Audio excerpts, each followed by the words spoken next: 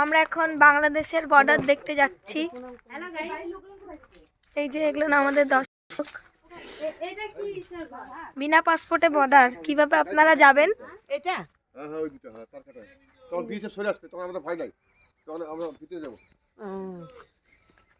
ওই অবধি বর্ডার হবে। ওই দেখো সামনে যে গ্রামটা দেখতে পাচ্ছেন আপনারা, ওটাই বাংলাদেশ।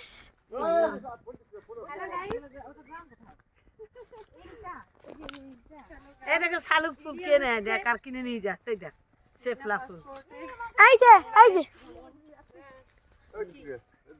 এই বাংলাদেশ ঢুকে গেলাম। এই এই যে বাংলাদেশ। আমি এখন বাংলাদেশের ভিতরে আছি।